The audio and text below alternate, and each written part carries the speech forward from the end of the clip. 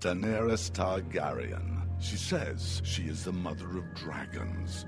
But would you trust her with your kids? Her father was a maniac. She palled around with Dothraki terrorists. She asked the city of Karth for a government bailout. Then she lost 3 baby dragons after placing them in an unlocked wooden box. An unlocked wooden box. This Khaleesi wants to be queen of the 7 kingdoms, but can she be trusted? Daenerys Targaryen. Wrong for dragons. Wrong for the realm. Paid for by the Committee to Protect Dragons. We don't know anything about him. He was never really vetted. Is he really the true-born son of Robert Baratheon? All over the 7 kingdoms, people are asking the same question. Who is the real King Joffrey? The people of Westeros are hurting. Winter is coming. Crop yields are falling, and the price of fuel is going up. The cost of peat moss is through the thatched roof. And this young and inexperienced king takes advice from a whoremongering imp and has launched an illegal war in the north. What is King Joffrey hiding?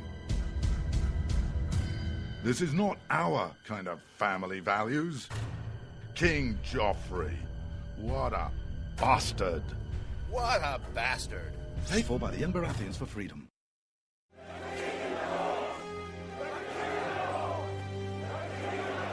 Robb Stark. He's the biggest celebrity in the North. But his father was a traitor. He arrested his own mother. His bastard brother deserted the Night's Watch. And he couldn't defend his own castle. Worst of all, Robb Stark hasn't stopped the wildlings from invading our lands and taking our jobs. He even has an illegal alien for a nanny. And now he wants to be king in the North? King? Some people say he's really a wolf. Some people say he eats dead people. We can't wait until it's too late. Send a raven to Winterfell now and tell Robb Stark to go back home. Stop eating dead people and defend the damn wall. This ad paid for by Crossbows GPS. You shouldn't have to pay to talk to the people closest to you, or the people who used to be. That's why Umbrella Wireless is proud to announce the new Friends, Family, and Recent Ex-Girlfriend plan. Now you'll get unlimited calls to your best buddy, your mom, or Cindy, once she realizes that you're seriously meant for each other and should stop screening your calls. Now the 30 minutes of agonizing silence where you're both afraid to hang up may drain your battery, but it won't drain your wallet.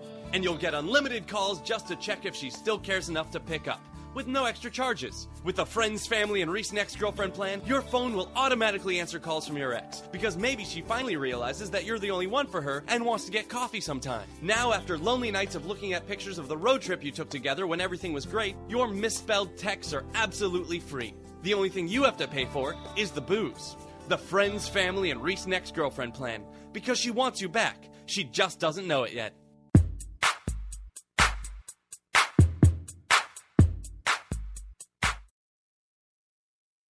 When you can't find anything to watch on cable, you get bored.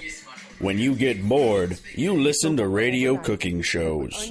When you listen to radio cooking shows, you invite a friend over for dinner. When you invite a friend over for dinner, you use twice as many beans. When you use twice as many beans, you expel deadly farts that kill your friend's dog. When you kill your friend's dog, your friend becomes unstable. When your friend becomes unstable, you're sued for everything you're worth. When you're sued for everything you're worth, you're thrown to the streets. When you're thrown to the streets, you devote your life to world domination. When you devote your life to world domination, you become an evil fascist overlord. When you become an evil fascist overlord, old friends plot their revenge. When old friends plot their revenge, you are shot in the back of the head. And when you're shot in the back of the head, you miss your jazzercise appointment. Don't miss your jazzercise appointment. Upgrade to Indirect TV. Go online or call 1-800-DIRECT-TV.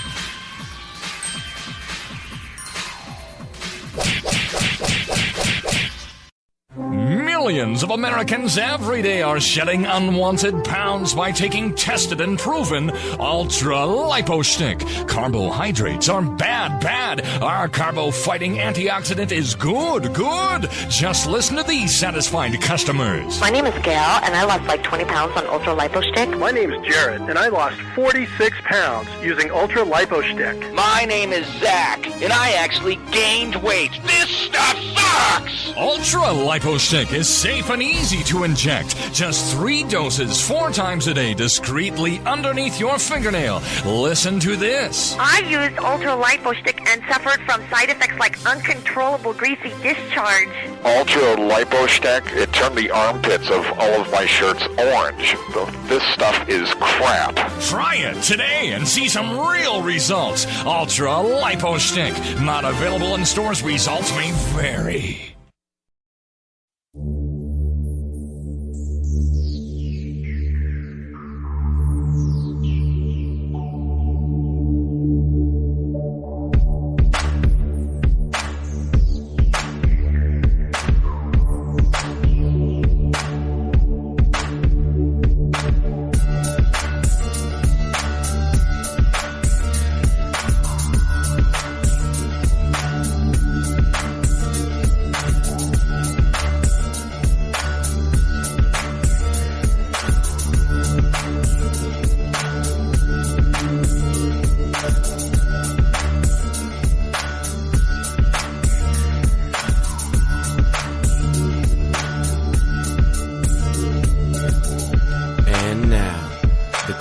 Most politically incorrect black man on the planet, Rod Eccles. Well, hello, my fellow Americans. It is I, your lovable host, El Rod, coming to you live from my bunkerized home studio somewhere in the great granite state of New Hampshire, where the state motto is still live free or die. It is not big government or bust. And I know this because I check daily as I check today. And speaking of today, it is April the 30th of in the year of our Lord 2015, which means it's the last day of April of the early spring time, or the early spring month. And now tomorrow we begin the mid or late spring month, if you will, the mid-spring month of May, May days, as it were. That's why we're here, to get to spring, correct? It was another beautiful day here in my neck of the woods here in northern New England, and I got to tell you, it was lovely outside. Not too cool, not too warm, perfect. But the only thing, it wasn't perfect because the sun wasn't shining all that much. Today was a very cloudy day. We've had a few days of nothing but clouds. And it's not that I'm not used to such things, because let me give you an example. I'm used to having cloudy days. Clouds, for the most part, cloudy days really do not bother me. And why is that? Because I hail from a little tiny burg called Syracuse, New York, one of the cloudiest cities in the country. And when we first moved to New Hampshire, we moved, it was March. I think it was March 7th that we actually moved. But, we moved and we were coming out of winter pretty much in Syracuse. Still had snow on the ground there. And we moved to New Hampshire. And there was no snow on the ground at the time, the day that we moved in. And after we moved in, we had 7 days straight of sunshine. Got to tell you, we loved it. We were, it was kind of like New Hampshire welcoming me to the state and saying, welcome, here is the sun for you. And, needless to say, I have not turned away from this state ever since then. It's a fantastic state. And I highly recommend it for people. Although, as I tell people, come for a visit, then go home. Don't move here. Don't ruin it for those of us who like our freedom and our liberty. Don't ruin it for those who like, smaller, more responsive government. If you come from a large state or a big government state, sure, come to New Hampshire, visit, experience for a short period of time of what it's like to live with a low burden state government, and then go back home to your big overburdening state government and leave the rest of us who like, small state government, leave us alone. Don't come here to try to change us. Yes, it is fair for us to have small government while you have big government, because that's obviously what you want. And you're very welcome to having your big state government. I just don't want it. And there are a lot of people here that don't want it. We want to live in a state with small, more responsive and more responsible state government. And speaking of government, I know we're smack dab in the middle of Game of Thrones. Yeah. I'm one of those people that's hooked on Game of Thrones for a number of different reasons. One, it's an intriguing story. I mean, the plot twists keep you coming back for more. It's absolutely incredible how one man is able to keep track of all these different plot twists and characters. We're not talking, a couple, 3, 5 major characters. We're talking, a plethora of major characters. And some of those major characters even get killed. Yes, I said killed. They get killed dead. And it's just, even watching it sometimes it's hard to keep track of who the characters are. It took me probably 2 seasons just to figure out what name went to what character, major character. I mean, that's how complex this thing is. And it's magnificent. And it has, as I said, tons and tons of plot twists.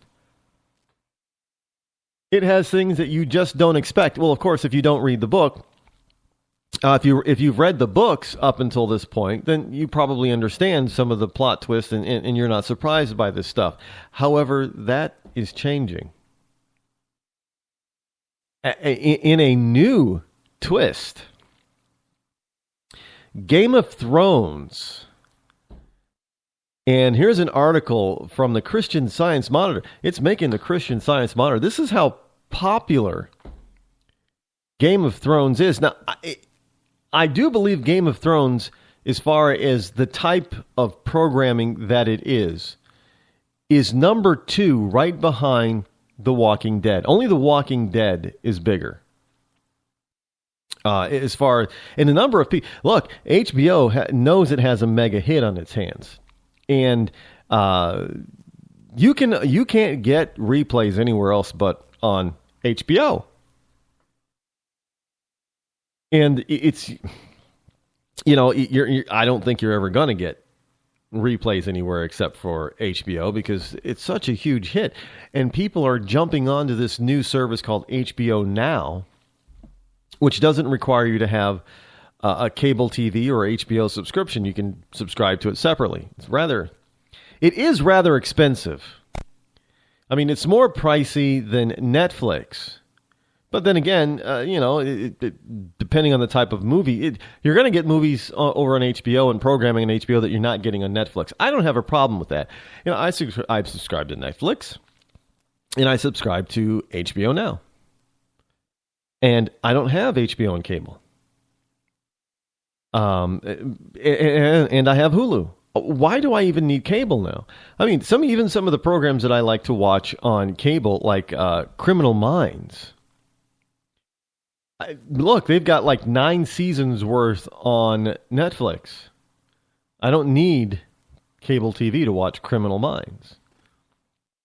And that goes for a lot of different TV shows. They're on Netflix and Hulu. I don't need cable. Look, there was an article yesterday, I do believe, and I wasn't even going to bring it up because everybody knows this, but the death of cable as we know it. Look, even Fios is now allowing you to sort of do an a la carte system.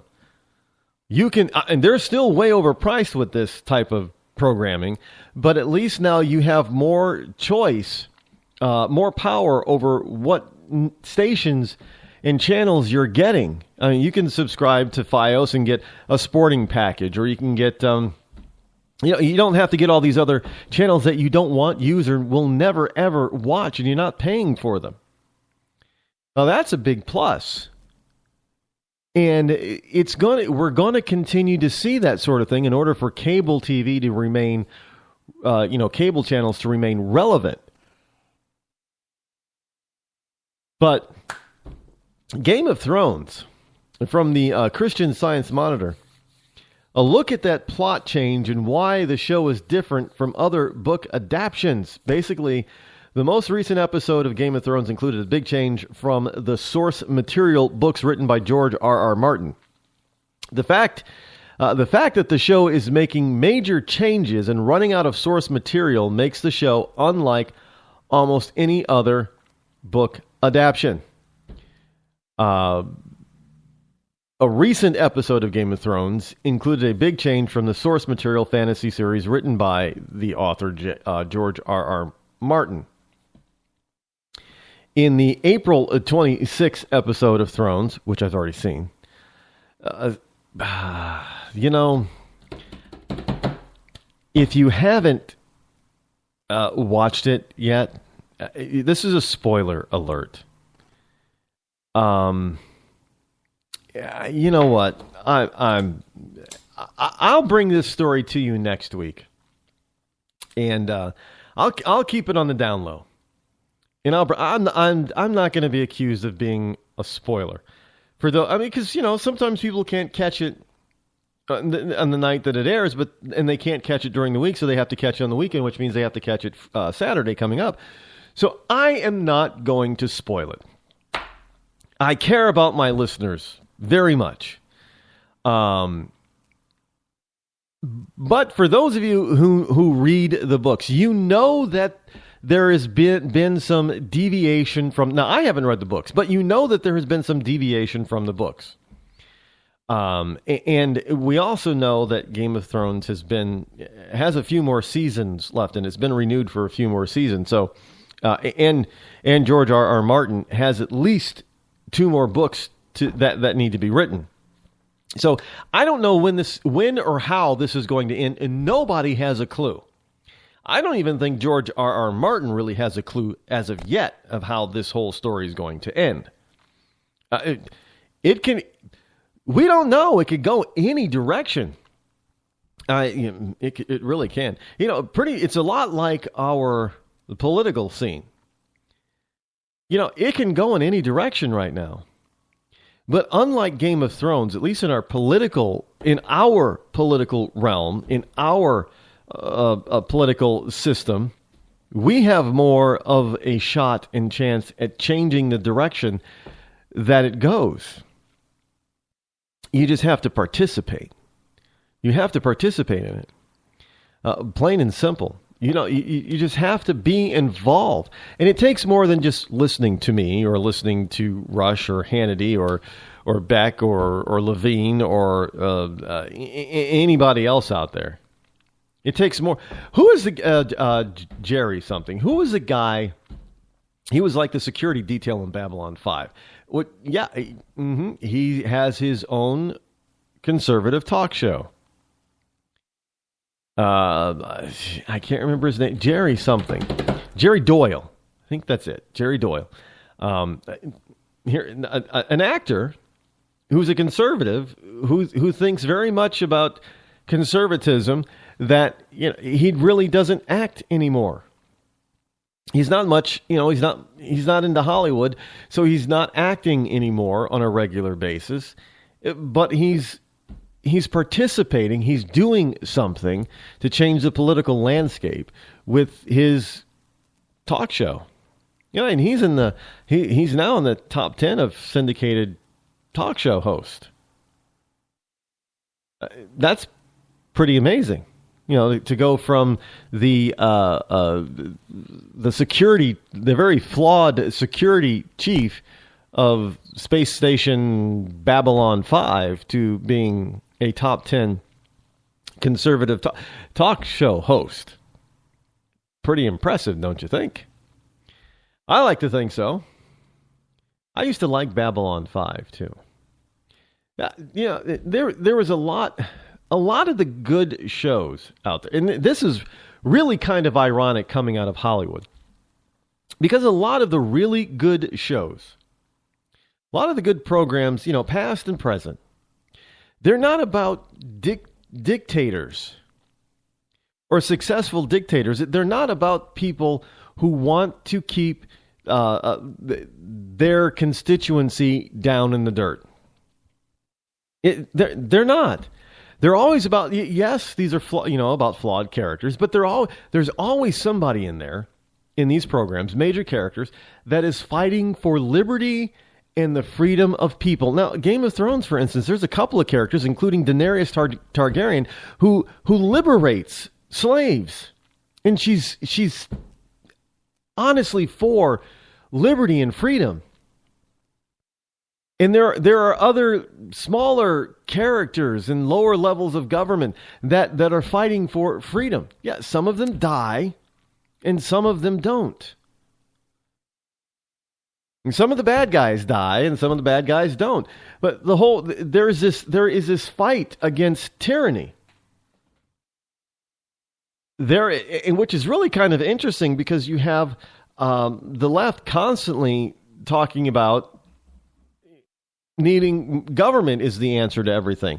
And yet, Hollywood is very much a leftist type of group and organization, yet they don't really go for in the successful programs, they're not really big on big, huge government. It's always somebody in those programs fighting, corruption and big, huge government. I'll give you another example. There's a new program on Netflix that I'm slightly hooked on, and that's Daredevil. No, it's not the Ben Affleck Daredevil. It's an actual Marvel series. And this is, Daredevil's always been about somebody who wants to protect people's liberty and understanding and going by the law, and that sometimes, this vigilante Daredevil, he might operate outside the law a little bit, but there are certain lines that he won't cross in order to protect the people, by allowing the people to be able to live a life as they want to live in our constitutional-based society. Fighting crime and corruption, that's his big deal. So it's amazing that these programs, these successful programs, have a lot to do with fighting tyranny and corruption and big overbearing government.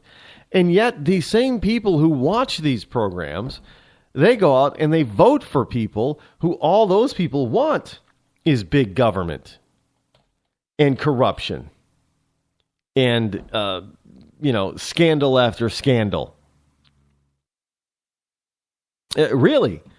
We honestly have to stop and think, we often say that art often imitates life. Well, maybe we should really start reversing that and start saying that life should, in some ways, imitate art. In that we should get people to believe in reality in what they're watching in fantasy. It's not hard to see, what the big draw of these programs is. I mean, we do tend to like them, do we not? Do we like programs that lift us up, or do we like programs that sort of bring us down? Well, we tend to like programs, not non-news programs, entertainment programs. We tend to like entertainment programs that lift us up, that make us feel good.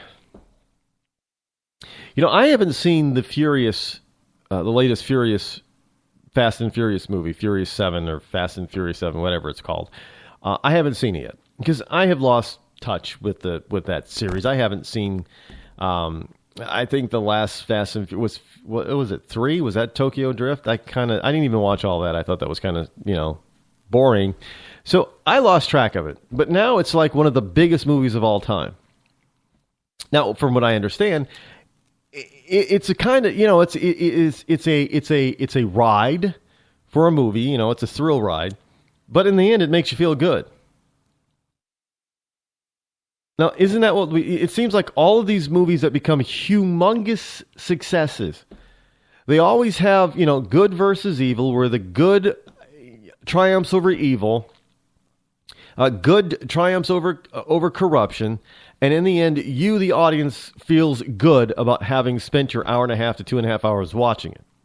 And that's true with just about any major motion picture that is a huge success. Even Frozen. Frozen, in the end, everybody feels wonderful in the end. And Frozen ends. And that was by design. But at the same time, when we go into the polling place, we don't seem to look for that same type of ending.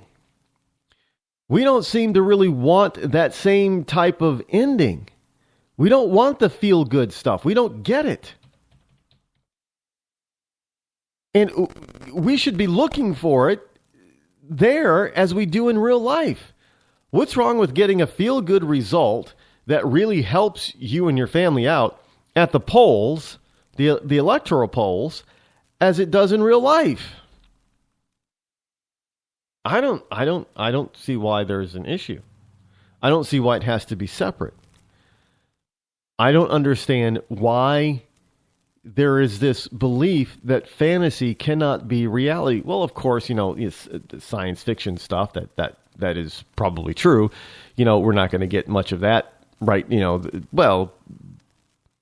Star Trek science, a lot of the flying warp this and warp that and flying from planet to planet and seeing different, alien races. Well, yeah, that's kind of a feel good thing. And it's probably not going to happen anytime soon. But it is still, there's a lot of feel-good stuff out there. And we Americans, and this is true worldwide, not just here in America, but we Americans, we like a feel-good story. We like to invest our time, if it's TV, 2 hours. If it's a movie, 1.5 to 2.5 hours. We like to be able to invest our time. And at the end of that time, feel good for having spent that time. But we don't seem to want to translate that into our politics. For whatever reason. Everybody expects to, there's all sorts of stuff out there. There's written material and videos and seminars, all that kind of stuff on how to feel better or feel good on the job.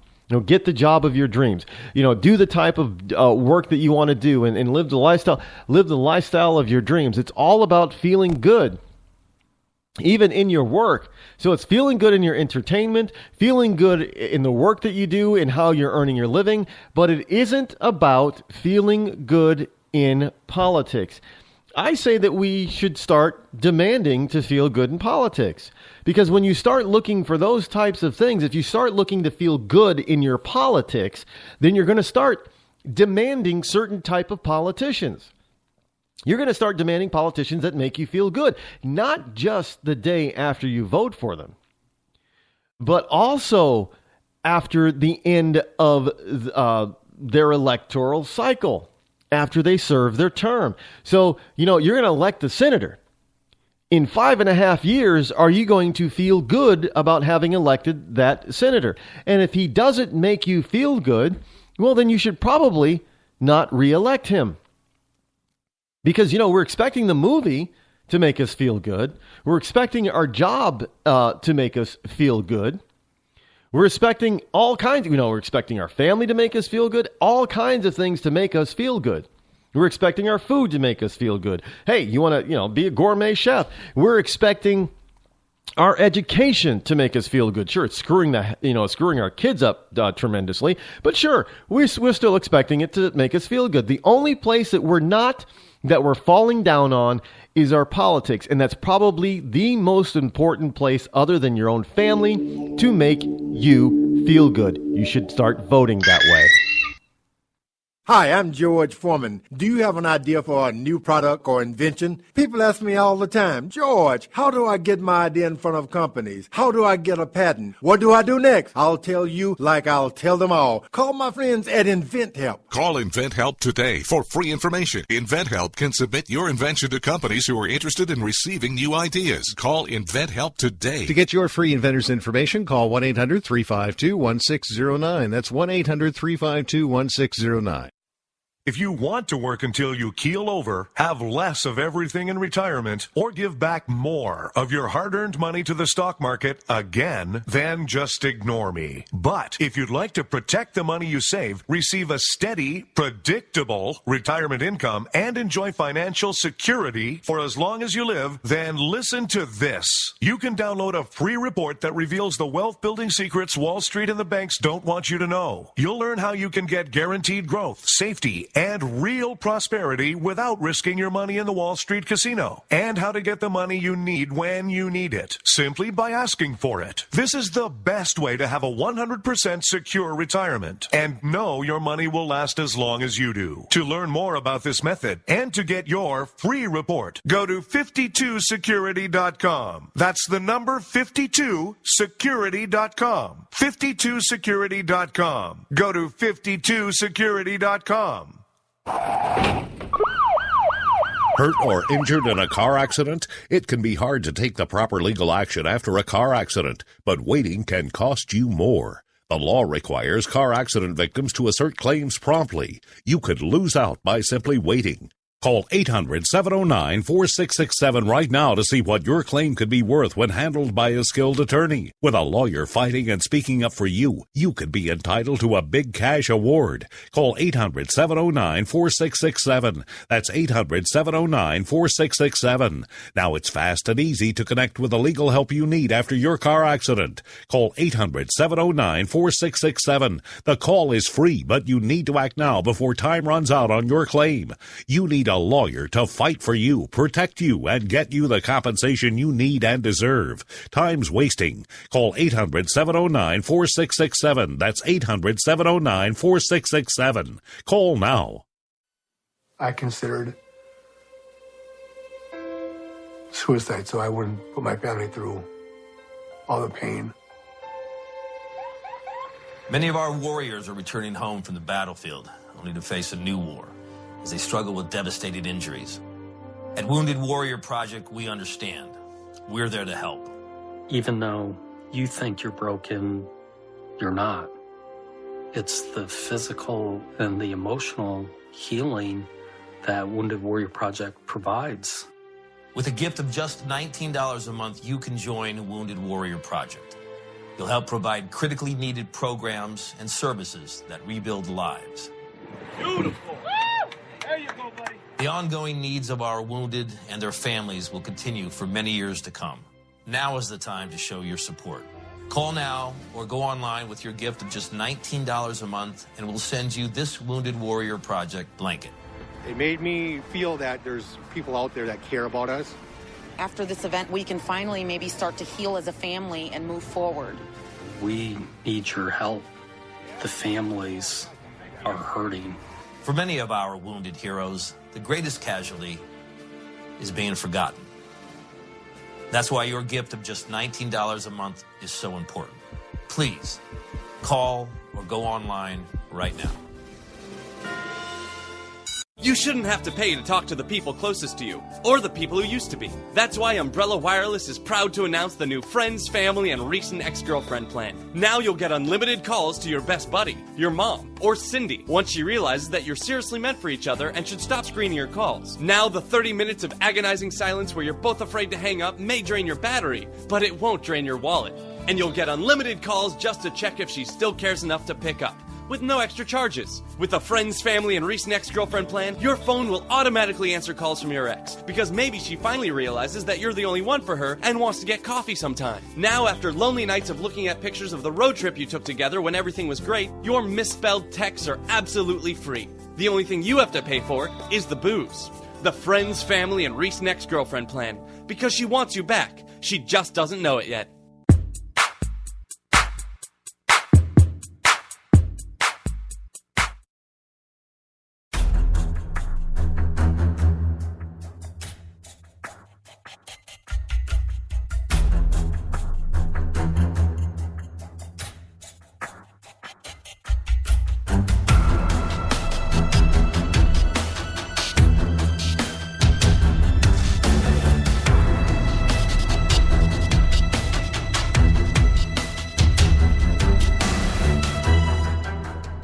And welcome back, my fellow Americans and fellow lovers of freedom. You are still tuned into the Rod Eccles Show. Look, should you wish to join me here live this evening, you can dial in at 603-835-3224. That's 603-835-3224. It is a toll-free number, of course, as always.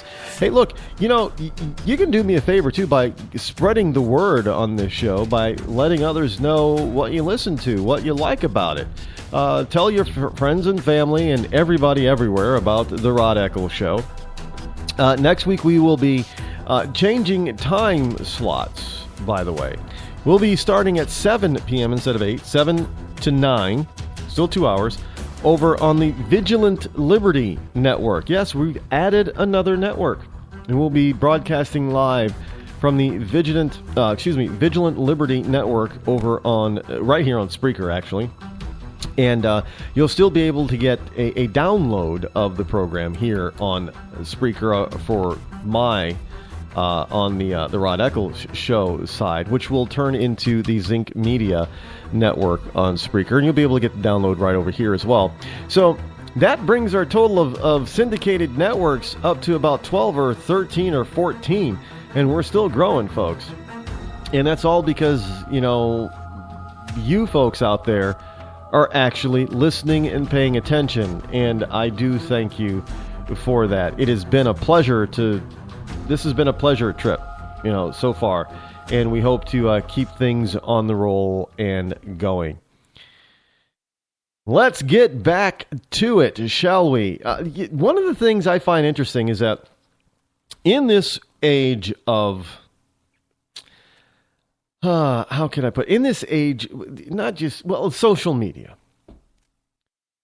It's kind of interesting how some of our battles are now starting to be fought, which is fine by me.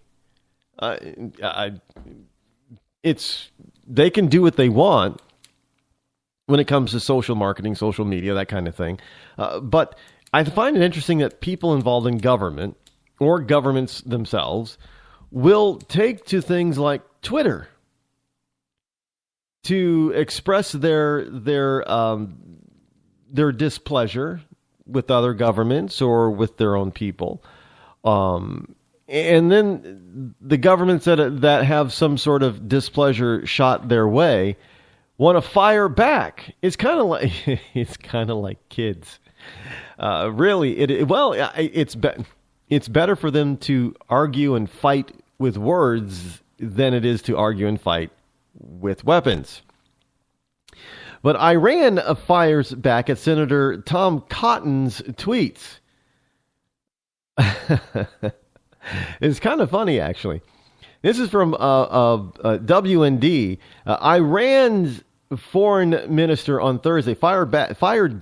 Foreign minister fired back at Senator Tom Cotton's series of tweets calling for a debate on the U.S. Constitution a day after the freshman Arkansas Republican proposed that the two meet in Washington to debate Iran's record of tyranny, treachery, and terror. Now, Mohammad Javad Zarif responded, congratulating Cotton on the birth on Monday of his son Gabriel. Serious diplomacy, not macho personal smear, is what we need, Zarif tweeted. Congrats on your newborn. May you and your family enjoy him in peace. In peace, we're the infidel. Of course, you don't really mean and believe that Senator Tom Cotton should enjoy his new son in peace, because now that's the infidel has expanded by one more person. I just find it interesting that we're now that political battles are being fought over things like Twitter, over venues like Twitter. I guess it's, these people, they can't actually talk to each other face to face or what have you, but they can go ahead and sort of talk to each other via Twitter, I guess. It's just interesting that they would do such a thing. I never thought that you would get people involved in on such a level as that. It's amazing. It's absolutely incredible Twitter is now, kind of like that late night phone call type of thing. It's the late night phone. World leaders are on Twitter. You might not expect such a thing, but world leaders, they're on Twitter. They monitor Twitter, or maybe they don't do it personally, but they have somebody do it for them. But they're on Twitter and they monitor Twitter. They know what's going on in the world of tweets, in the tweet world. Or is it twit? The twit world? I don't know. Well, some world leaders are twits. But, they're paying more and more attention to social media like Twitter and Facebook and other places, other social media. And no, it's not Twitter. It's Twitter. I know some people will think that, well, you send a tweet, so why isn't it Tweeter? Well, because they called it Twitter. Hey, that Baltimore is getting into the riots a little bit. You know that mom who was an internet sensation, basically, and a liberal media sensation, although they think that she probably should be brought up on child abuse charges.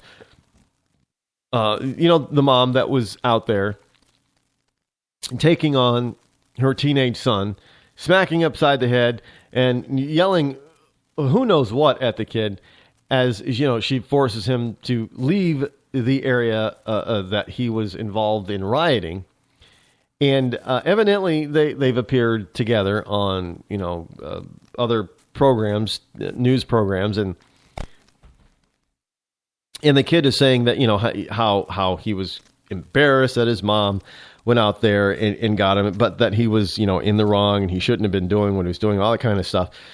And, there are people out there, a lot of people were praising the mom for being active, seeing her kid doing something that he shouldn't have been doing, and then going out there and stopping him by any means necessary. But one, to save his life and to possibly save his future. And to let him know in no uncertain circumstances that that she did not approve, and that she was not going to allow him to get away with such behavior.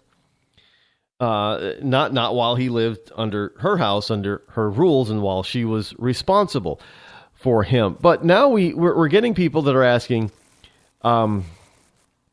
this wonderful, well, it's not so wonderful, but this wonderful debate, that's in quotes, by the way, I'm being sarcastic. This wonderful debate is calling somebody a thug the new N-word. Like, what?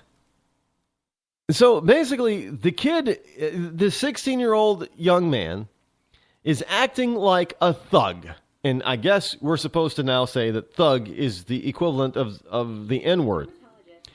And now, I'm not buying into that notion, of course, that thug is the new N-word. That's ridiculous. But so now they're starting to say, well, thug, because President Obama called the people rioting in Baltimore thugs. So in other words, they're asking, well, is thug the new N-word? And if you call this, the 16-year-old man out there, the young man, this 16-year-old boy, a thug, are you really using the N-word? I'm thinking, where do people come up with this stuff? Where does the left come up with this stuff? I mean, do they constantly think that people, well, they must think that people really are that stupid, but do they really think that we're that easy to mislead?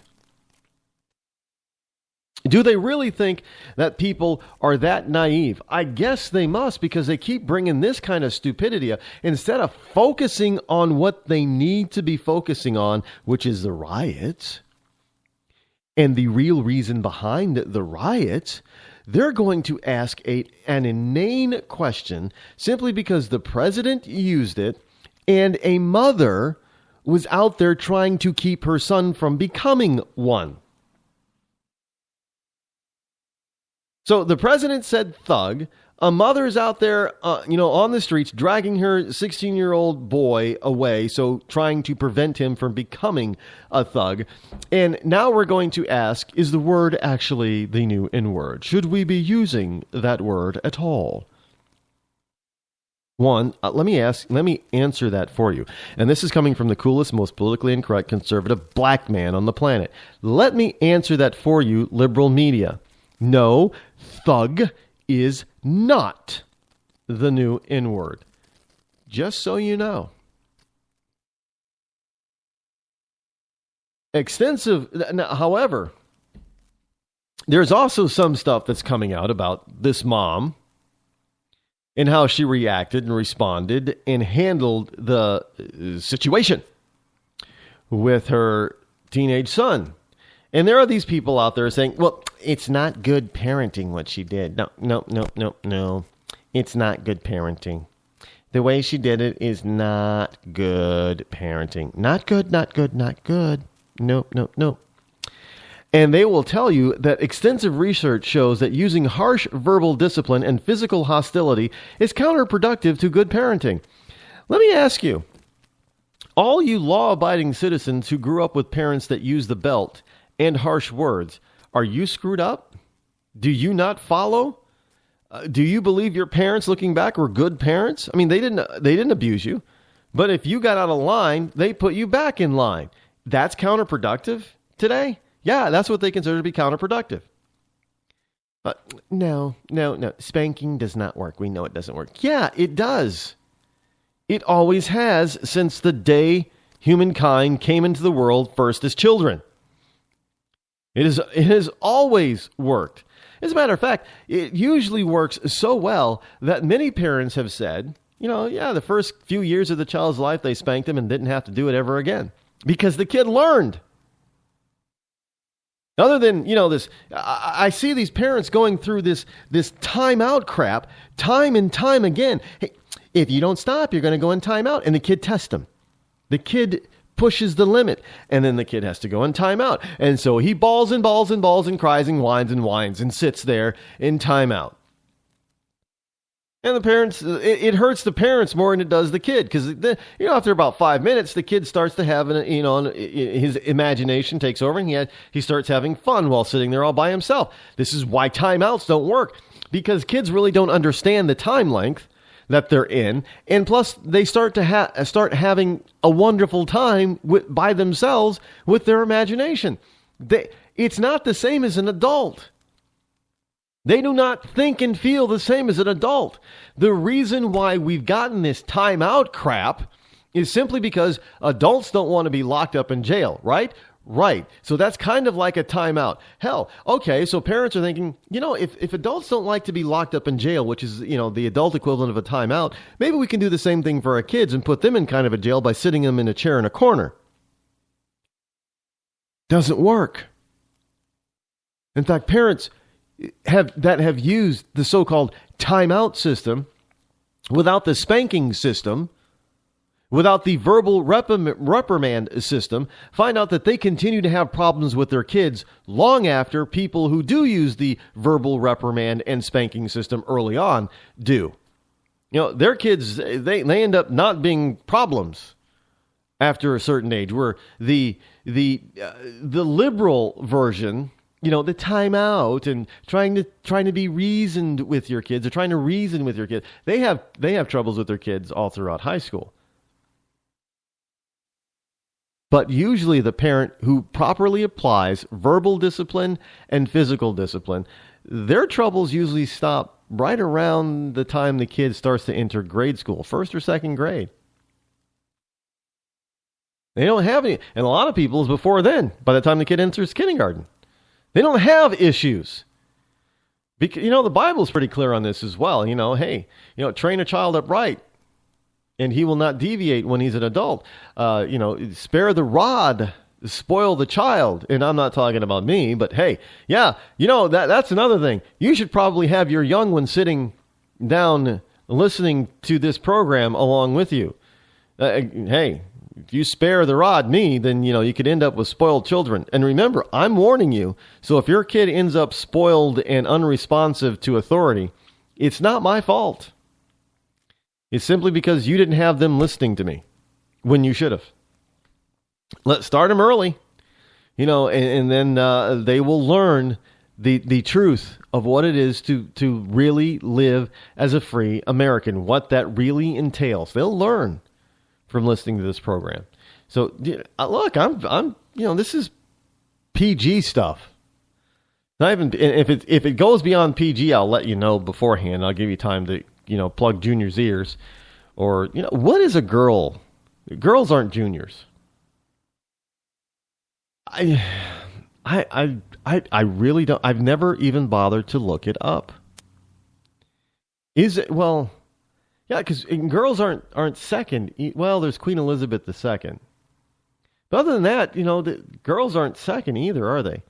No, that's just a male thing. What do you, if your daughter, well, that doesn't usually happen.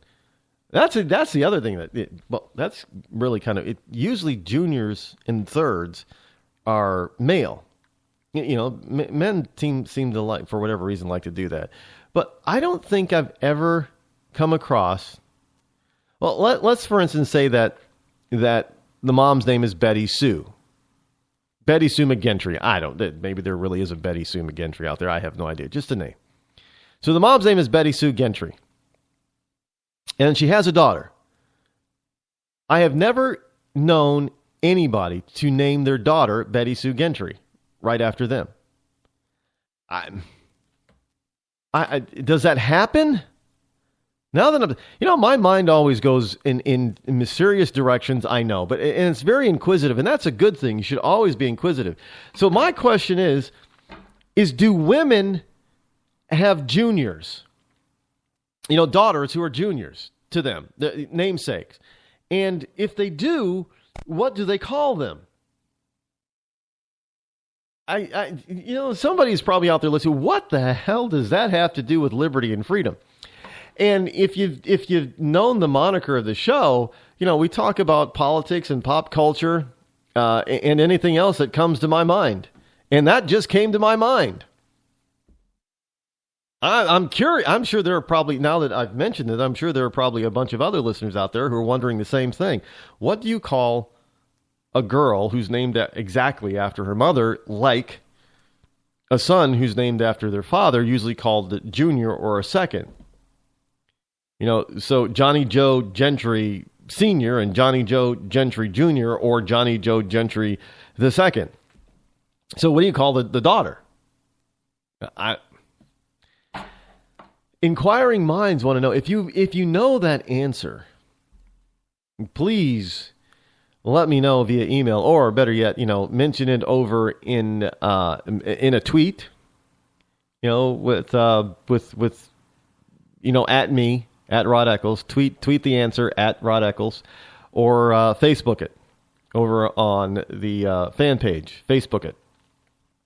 Yeah, I'm curious, and I know once I get off the air with you tonight, I'm probably not going to look it up because I'll have too many other things to look at. So and do so. It would be kind of nice if I could get an answer out there from somebody about this one without having to remember to go look it up myself, because I really don't. Now, inquiring minds want to know. I really want to know now. But anyway, we digress. Now, people, they're asking, or they're saying that the harsh verbal discipline and the physical discipline is counterproductive to parenting. And, we know that that's not true because we see generations and generations were raised this way, and they turned out perfectly fine and normal. As a matter of fact, we saw a lot less crime. The crime rate was a lot less when parents were, during the right time, for the right reasons, were verbally harsh, and physically harsh in their discipline. But these wimpy, mamby-pamby liberal idiots, they say it increases the risk of delinquency, fighting, misbehavior, belligerence in teens. Really? Now, I grew up in a time when there was very little fighting in school.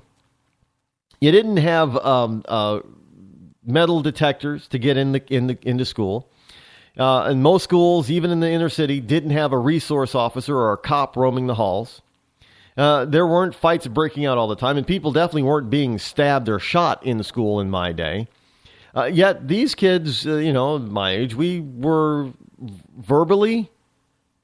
harshly verbally reprimanded, and in our younger days, physically reprimanded when we stepped out of line. And those are the facts.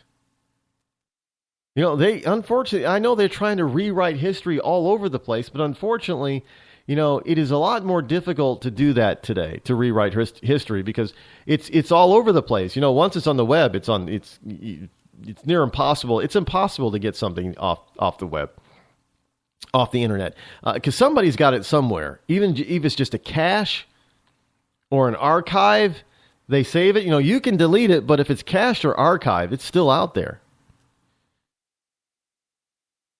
Plain and simple. That makes getting rid of things very difficult. And as soon as one person saves it and passes it, well, you can forget about ever finding all of it.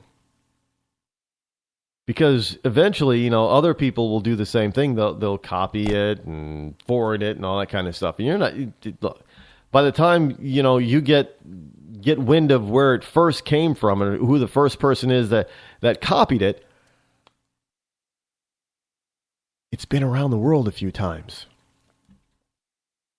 But the Science Daily reported that harsh verbal discipline may actually aggravate problematic behavior in teens. Shouting and insulting teens just doesn't work long term.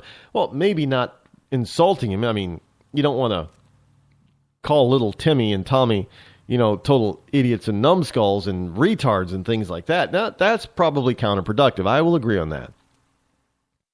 But calling them, saying, don't act like a little turd or you're going to get the belt is not counterproductive.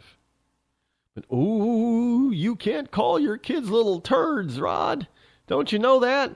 You can't threaten them with physical bodily injury. I'm not talking about injury. You're not even supposed to, when you spank a child's bottom, you're not even supposed to leave a mark. Good spanking doesn't leave a mark. But they'll remember it. Even if it doesn't really physically hurt to a young child, the shock and the horror of being disciplined is enough to get them to turn their act around. Like I said, it doesn't even you don't even have to do it so it hurts, but it has to be smart enough and sharp enough where it shocks them. And when you shock them, that's when because this is why when kids are caught doing something and a good parent goes up and shocks them by tapping them on the hand or the butt, they stop for like 10 seconds. And then they bawl their eyes out, not because it hurt, but because there was a shock to their system that, oh my goodness, they were serious. Look, I'm not trying to give people. Well, yeah, I am trying to give people parenting tips because you know what? I don't want to go to a grocery store anymore and listen to little Johnny or little Susie throwing a temper tantrum, and mommy just sitting there saying, "Now, you guys got to stop. You got to stop. I'm not going to get you ice cream unless you stop. Do you want me to tell your father?" No. See, if I did that in my mother's presence, she'd basically look at me dead in the eye and say, "Stop embarrassing me or I'm going to embarrass you." And that was enough. That was, I would straighten up right then and there. Whoop, she means business now, Jack. But parents aren't allowed to do that anymore. And that is the reason why we have kids throwing rocks at cops who aren't paying attention and respecting authority. And that mother was fantastic when she reestablished authority in her home and in the streets by smacking her kid upside the head. Yeah, that stuff works. Daenerys Targaryen. She says she is the mother of dragons. But would you trust her with your kids? Her father was a maniac. She palled around with Dothraki terrorists. She asked the city of Karth for a government bailout. Then she lost 3 baby dragons after placing them in an unlocked wooden box. An unlocked wooden box. This Khaleesi wants to be queen of the 7 kingdoms, but can she be trusted? Daenerys Targaryen. Wrong for dragons. Wrong for the realm. Paid for by the Committee to Protect Dragons. We don't know anything about him. He was never really vetted. Is he really the true-born son of Robert Baratheon? All over the 7 kingdoms, people are asking the same question. Who is the real King Joffrey? The people of Westeros are hurting. Winter is coming. Crop yields are falling, and the price of fuel is going up. The cost of peat moss is through the thatched roof. And this young and inexperienced king takes advice from a whoremongering imp and has launched an illegal war in the north. What is King Joffrey hiding? This is not our kind of family values. King Joffrey. What a bastard. What a bastard. Paid for by the young Baratheons for freedom.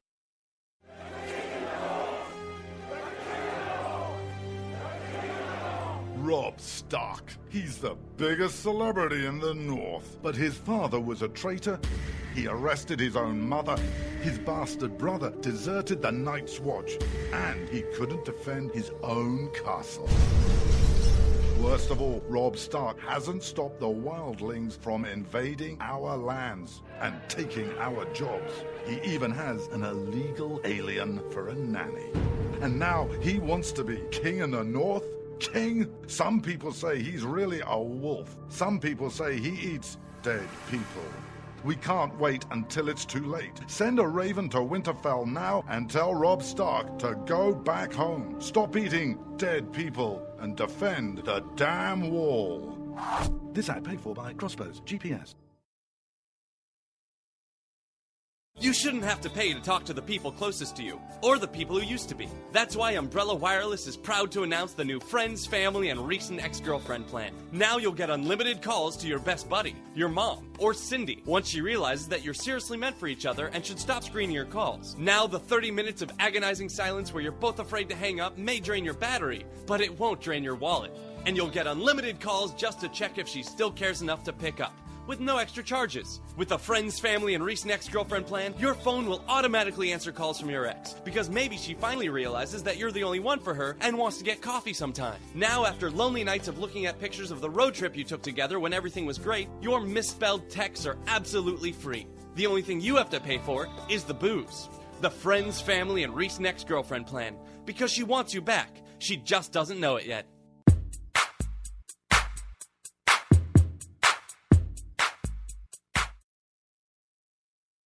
When you can't find anything to watch on cable, you get bored. When you get bored, you listen to radio cooking shows. When you listen to radio cooking shows, you invite a friend over for dinner. When you invite a friend over for dinner, you use twice as many beans. When you use twice as many beans, you expel deadly farts that kill your friend's dog. When you kill your friend's dog, your friend becomes unstable. When your friend becomes unstable, you're sued for everything you're worth. When you're sued for everything you're worth, you're thrown to the streets. When you're thrown to the streets, you devote your life to world domination. When you devote your life to world domination, you become an evil fascist overlord. When you become an evil fascist overlord, old friends plot their revenge.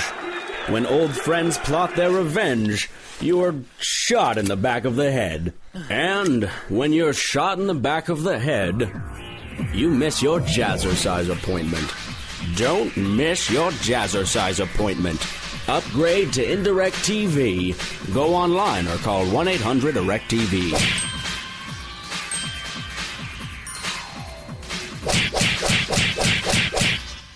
Millions of Americans every day are shedding unwanted pounds by taking tested and proven ultra-lipo-stick. Carbohydrates are bad, bad. Our carbo-fighting antioxidant is good, good. Just listen to these satisfied customers. My name is Gail, and I lost like 20 pounds on ultra-lipo-stick. My name is Jared, and I lost 46 pounds using ultra-lipo-stick. My name is Zach, and I actually gained weight. This stuff sucks! Ultra-lipo-stick is safe and easy to inject. Just 3 doses 4 times a day discreetly underneath your fingernail. Listen to this. I used ultra-lipo-stick and suffered from side effects like uncontrollable greasy discharge.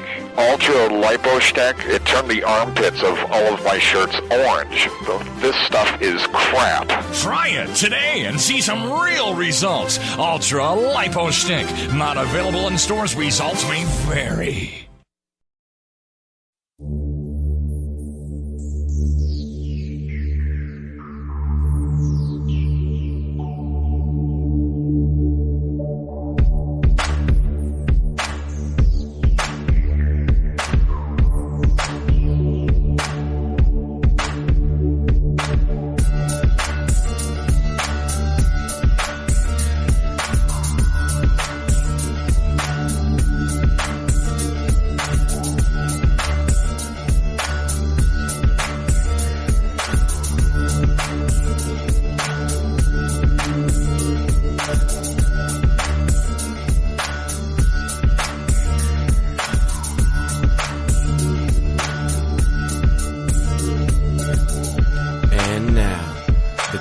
Most politically incorrect black man on the planet, Rod Eccles. You know, it doesn't matter what you do to get your kid to pay attention and listen to you, as long as that you are actually successful in doing it, so that when they become older, teenagers and young adults, they're not going to cause you embarrassment and society trouble. Plain and simple. So if it takes, even at the age of 16, if it takes, smacking them on the butt or upside the head to get their attention, without leaving any physical marks, that is fine in my book. Because, smacking them upside the head is going to save even the taxpayer a lot of money in the long run, in the form of prosecution and incarceration. If we don't have to do that, and instead that kid grows up to be a contributing, tax-paying member of society, we all win. The kid wins, the parents win, and society wins. Plain and simple. No questions asked. Unless, of course, you're one of those people that wants people dependent on the government. Then, of course, you probably want the kid to become a thug. And so that way you can, prosecute him and incarcerate him.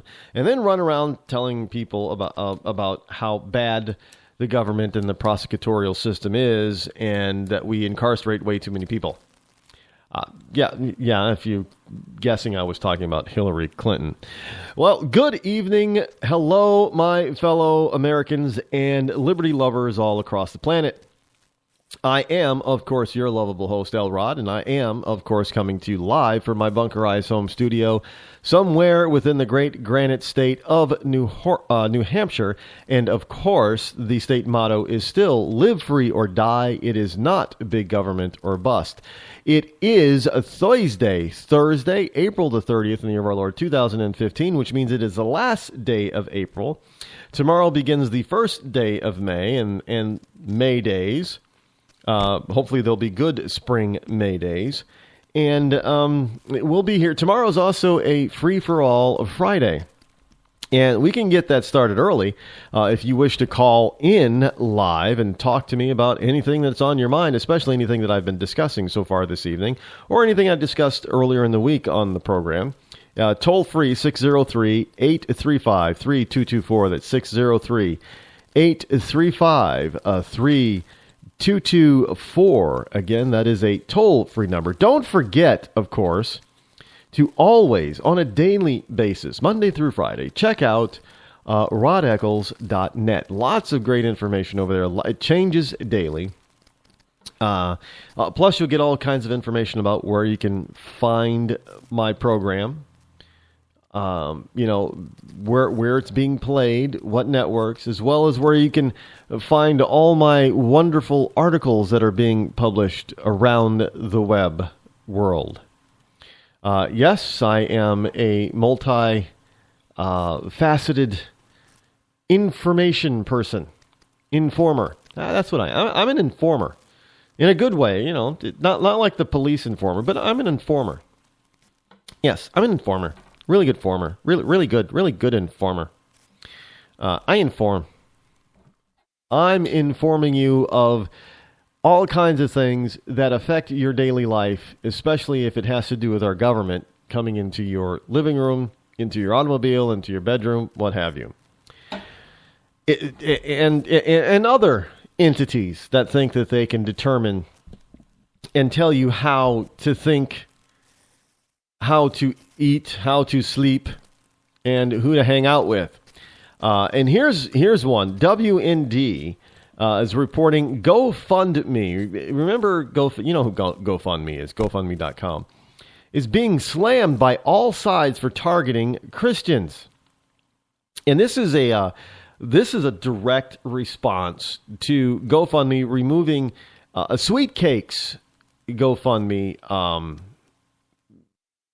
posting due to some gays walking into their store and forcing Sweet Cakes to refuse to make cakes for a gay wedding, whom the gays then proceeded to take to court, and a court found them guilty of doing some sort of anti-gay rights type of thing, and fined and levied a fine of $135,000. And of course, they were on their way. GoFundMe, somebody set up a GoFundMe crowdsourcing campaign. They were on their way to, because $135,000 was going to bankrupt them, but they'd gotten to $105,000, and lo and behold, in donations, freely donated cash, didn't force anybody to donate the funds. They freely got people to donate $105,000 towards that $135,000 fine. And so the gays, again, got upset that they were able to do this, because what they wanted to do was make this couple, make Melissa Klein, Aaron and Melissa Klein, the owners of Sweet Cakes, miserable and throw them out of business and all that kind of stuff, and say, let that be a lesson to all you people out there who don't like us gays. We're going to come after you, and we're going to force you out of business. And people have been rallying behind these people. And so now, they got mad. They thought they had one really on the ropes. And the GoFundMe campaign had already produced $105,000 of the $130,000, almost equal to, just $30,000 short of the fine amount. And that angered some gays, so they complained. And then GoFundMe decided, no, we can't do that. We're not going to allow them to do that in our site. You're right. They shouldn't be allowed to do that. Other people can be hateful and all that kind of stuff, but these Christians shouldn't be allowed to do that sort of thing. And we're going to stop them. We're going to tell them that they can't be on our site like that. But, obviously we're going to let them keep that $105,000 that they already raised. But they're not going to be able to raise any more from us. As if that's going to stop people from donating to Melissa Sweet Cakes. But anyway, if a Christian, the question is pretty simple. If a Christian baker isn't allowed to deny service to a same-sex wedding, why should GoFundMe be allowed to reject a customer trying to raise money for the beleaguered baker? Good question. Yeah, and I'm sure that's one that those wonderful liberals didn't think of. They'll try to come up with an answer. Because they're spreading hate, Ron. They're spreading hate. And no, not necessarily, but you are. because they may wish you well. And I'm sure they probably did. They probably wish, the happy couple to be. They probably wish that, they probably, I'm sorry.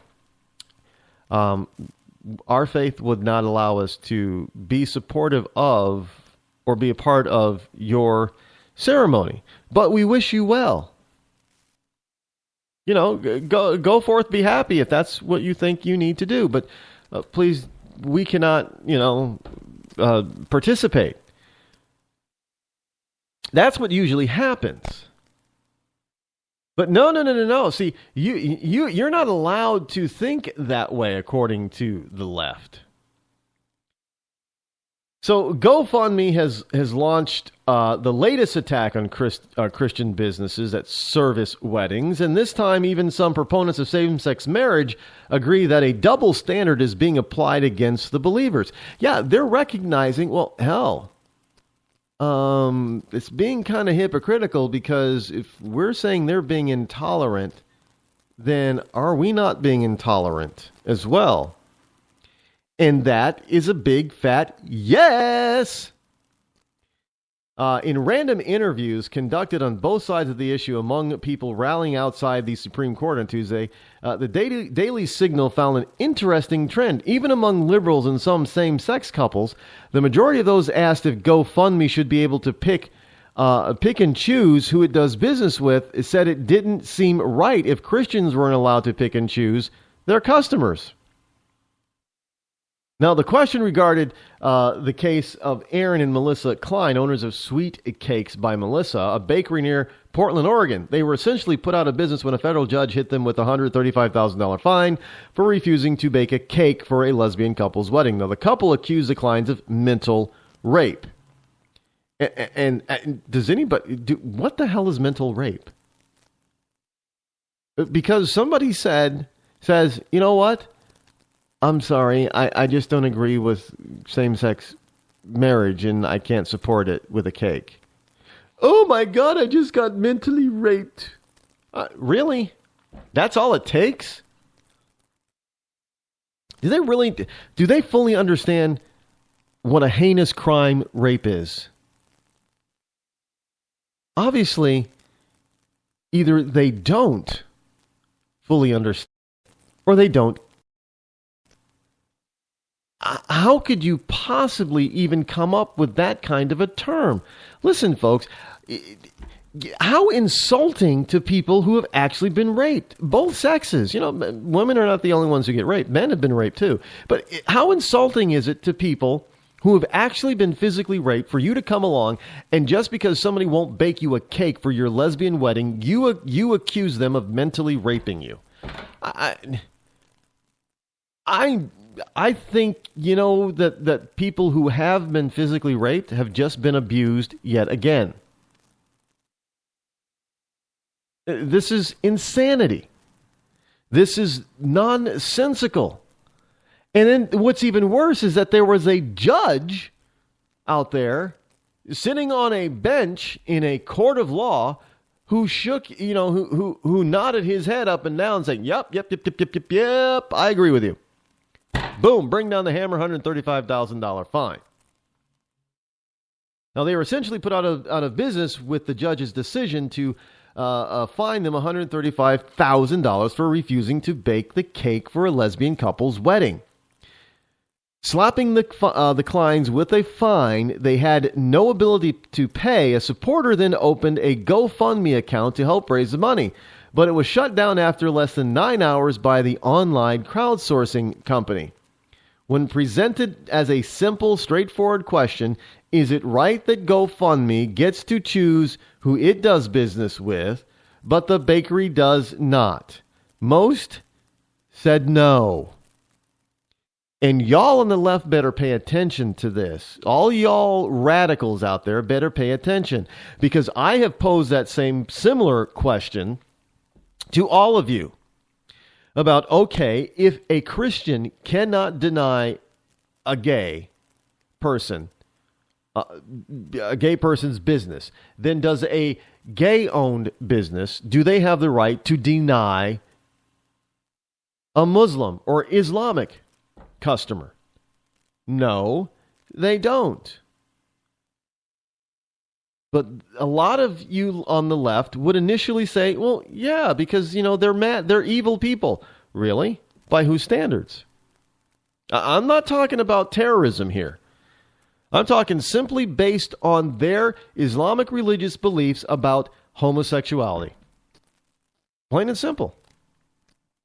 Why does a Christian not get to refuse, but an Islamist does? Or why does a Christian not get to refuse a gay, but a gay gets to refuse an Islamist? Or a gay gets to refuse a Christian? I mean, really? How does that work? It's hypocritical, it's illogical, and it's ill-conceived. All because the whole purpose isn't to unite people. It isn't to work with people. It isn't to get people to understand you and your alternative lifestyle. It's all about you demanding certain types of equality that you have no right to.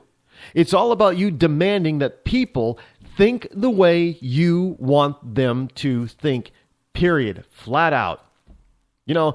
Look, we understand it's about trying to force people to change how they believe and think.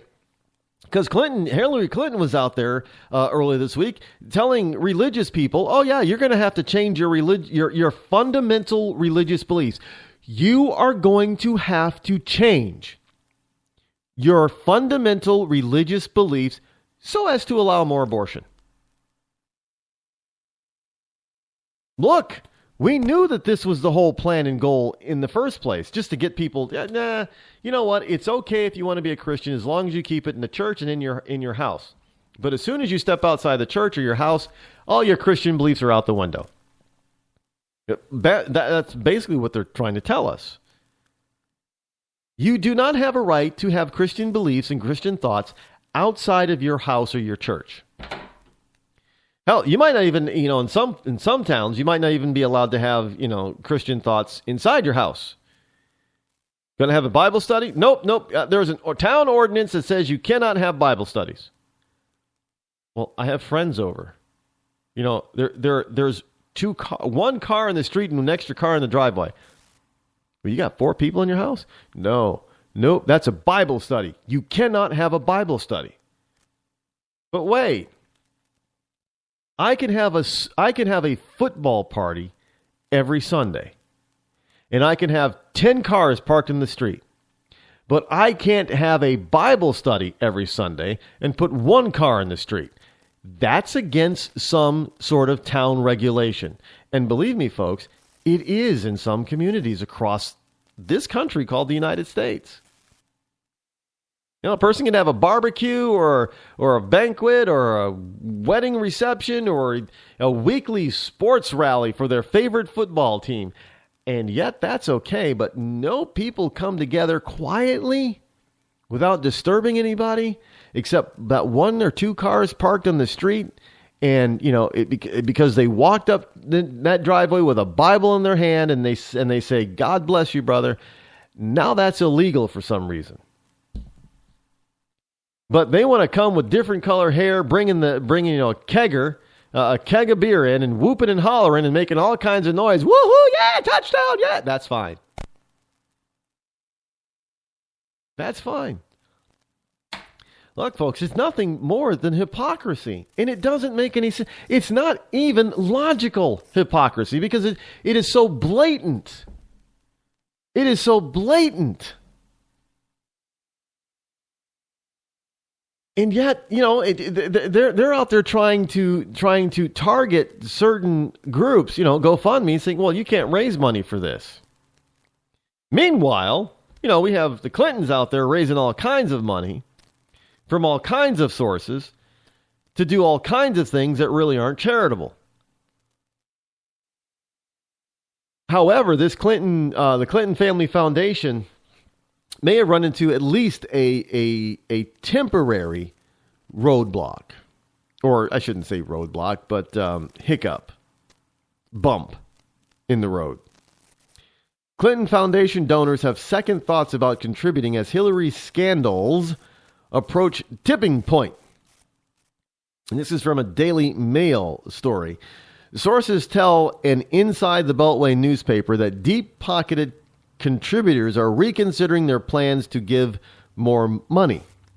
Now, several fear being associated with the Clintons as allegations of influence peddling swirl around the former Secretary of State.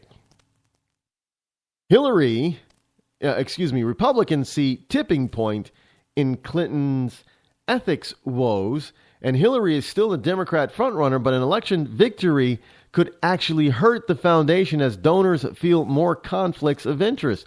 Can you imagine if she's the president of the United States and these people are still contributing millions and millions and millions of dollars to the Clinton Family Foundation Fund? Really? Is that the direction that Democrats want to go? Now, Transparency Monitoring Group hammers Chelsea Clinton for claiming it said the Clinton Foundation is among the world's most transparent. I don't know by whose standards that Chelsea was saying that the Clinton Foundation was one of the world's most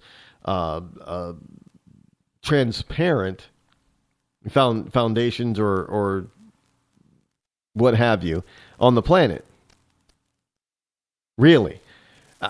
It's so transparent that they have to go back up to 5 years and change their tax returns to include foreign donors.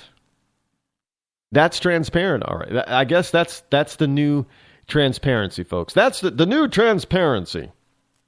You know, do not tell the IRS or the government who your donors are, and then get caught, and then go back and amend your tax returns and tell the IRS who your foreign donors are. See, that's very transparent because, we told you who the foreign donors were. Well, you didn't tell us beforehand. You told us after you got caught. After you got caught telling a lie. After you got caught trying to hide it. After the fact. That's when you decided to tell us. Oh, yeah, well, yeah, we have a few foreign contributors. Yeah, they want to give us some money. Now, I try to tell them up front at first, it's probably not a good idea. But you know what? Since I'm not the president anymore, I'm a former president, and I have standards and I have a way of life I'd like to live. And they were offering all this kind of money, and I'm saying, hey, that's Hillary's problem now. She's going to have to deal with all that kind of stuff, influence peddling. I don't have to do a damn thing. All I got to do is sit back and take the money, sit back and smoke a cigar and go off to Orgy Island with my friends. I can just have a good old time with all that cash coming in. I ain't got to get a job. Oh, hell no. No, it's all fun for the Billy boy, let me tell you. I'm just having it, all that stuff out there that's messing everything up now. I'm sorry. I mean, it's really putting a cramp in my lifestyle. And I could care less what it's doing to Hillary. She made her own bed. She ought to know better. I know she wants to get in that White House. I like to get back in that White House, but there's not much we can do it after she done screwed up like that. Now it's affecting my lifestyle. And we can't have that. I got to be able to be out there footloose and fancy free. And that's what I'm talking about. I got to be able to get to places like Orgy Island. I got to be able to get freebies everywhere. You know what I'm saying? That stuff's got to keep coming to Billy Boy. You know what I'm saying? I mean, it's just, it's just the way that they are. It's talk about total corruption. And yet, you're not allowed yourself to do something that's more genuine and transparent, but these people are supposed to be able to get away with being not transparent, very cloudy, and doing stuff that is very questionable. And when they get caught doing questionable stuff, it's kind of like saying, well, they really didn't mean what they did. They were, they're sorry. They're really, really, really, really sorry. And we're supposed to accept that. And then she's going to go out there and tell us, well, this person did this and this person did that, and that's probably not acceptable. All the time, they're doing exactly the same thing. That's beyond hypocrisy, folks. It's beyond hypocrisy. And I think a lot of these donors are kind of get caught up in this stuff, and they're saying, you know what, it's probably not a good idea. Because knowing the Clintons, man, they're going to try to leave us and hang us out to dry.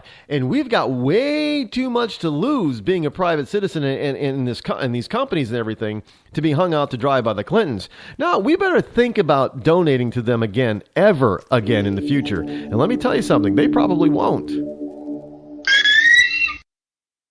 Hi, I'm George Foreman. Do you have an idea for a new product or invention? People ask me all the time, George, how do I get my idea in front of companies? How do I get a patent? What do I do next? I'll tell you like I'll tell them all. Call my friends at InventHelp. Call InventHelp today for free information. InventHelp can submit your invention to companies who are interested in receiving new ideas. Call InventHelp today. To get your free inventor's information, call 1-800-352-1609. That's 1-800-352-1609. If you want to work until you keel over, have less of everything in retirement, or give back more of your hard-earned money to the stock market again, then just ignore me. But if you'd like to protect the money you save, receive a steady, predictable retirement income, and enjoy financial security for as long as you live, then listen to this. You can download a free report that reveals the wealth-building secrets Wall Street and the banks don't want you to know. You'll learn how you can get guaranteed growth, safety, and real prosperity without risking your money in the Wall Street casino, and how to get the money you need when you need it, simply by asking for it. This is the best way to have a 100% secure retirement and know your money will last as long as you do. To learn more about this method and to get your free report, go to 52security.com. That's the number 52security.com. 52security.com. Go to 52security.com. Hurt or injured in a car accident? It can be hard to take the proper legal action after a car accident, but waiting can cost you more. The law requires car accident victims to assert claims promptly. You could lose out by simply waiting. Call 800-709-4667 right now to see what your claim could be worth when handled by a skilled attorney. With a lawyer fighting and speaking up for you, you could be entitled to a big cash award. Call 800-709-4667. That's 800-709-4667. Now it's fast and easy to connect with the legal help you need after your car accident. Call 800-709-4667. The call is free, but you need to act now before time runs out on your claim. You need a lawyer to fight for you, protect you, and get you the compensation you need and deserve. Time's wasting. Call 800-709-4667. That's 800-709-4667. Call now. I considered suicide so I wouldn't put my family through all the pain. Many of our warriors are returning home from the battlefield, only to face a new war as they struggle with devastating injuries. At Wounded Warrior Project, we understand. We're there to help. Even though you think you're broken, you're not. It's the physical and the emotional healing that Wounded Warrior Project provides. With a gift of just $19 a month, you can join Wounded Warrior Project. You'll help provide critically needed programs and services that rebuild lives. Beautiful. There you go, buddy. The ongoing needs of our wounded and their families will continue for many years to come. Now is the time to show your support. Call now or go online with your gift of just $19 a month, and we'll send you this Wounded Warrior Project blanket. It made me feel that there's people out there that care about us. After this event, we can finally maybe start to heal as a family and move forward. We need your help. The families are hurting. For many of our wounded heroes, the greatest casualty is being forgotten. That's why your gift of just $19 a month is so important. Please call or go online right now. You shouldn't have to pay to talk to the people closest to you, or the people who used to be. That's why Umbrella Wireless is proud to announce the new Friends, Family, and Recent Ex-Girlfriend plan. Now you'll get unlimited calls to your best buddy, your mom, or Cindy, once she realizes that you're seriously meant for each other and should stop screening your calls. Now the 30 minutes of agonizing silence where you're both afraid to hang up may drain your battery, but it won't drain your wallet. And you'll get unlimited calls just to check if she still cares enough to pick up. with no extra charges. With the Friends, Family, and Recent Ex-Girlfriend plan, your phone will automatically answer calls from your ex, because maybe she finally realizes that you're the only one for her and wants to get coffee sometime. Now, after lonely nights of looking at pictures of the road trip you took together when everything was great, your misspelled texts are absolutely free. The only thing you have to pay for is the booze. The Friends, Family, and Recent Ex-Girlfriend plan. Because she wants you back. She just doesn't know it yet.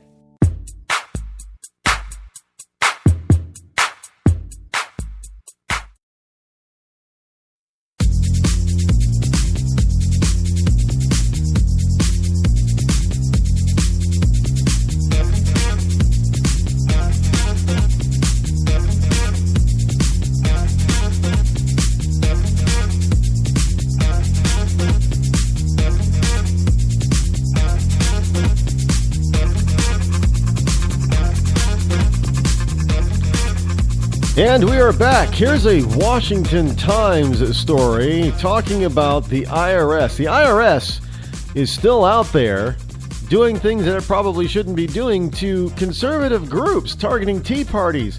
9 Tea Party groups were still awaiting IRS approval for non-profit status nearly 2 years after the political targeting program was exposed.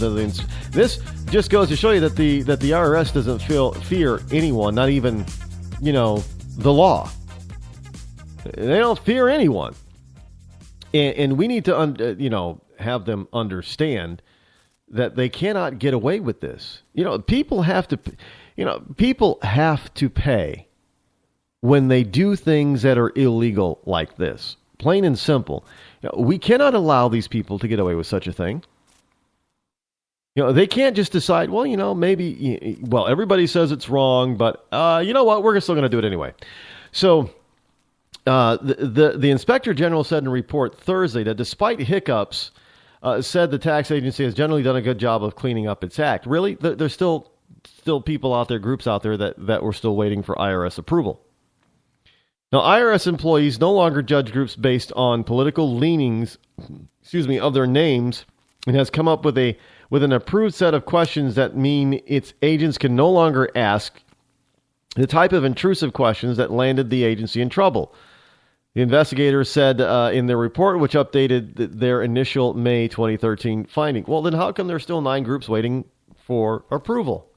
It's not like, maybe they don't have a lot of agents working on this stuff because they're all focused on, making sure that everybody is Obamacare compliant. But the IRS still doesn't have a definition for deciding how much politicking crosses the line for non-profit groups. In other words, they shouldn't even be determining such a thing.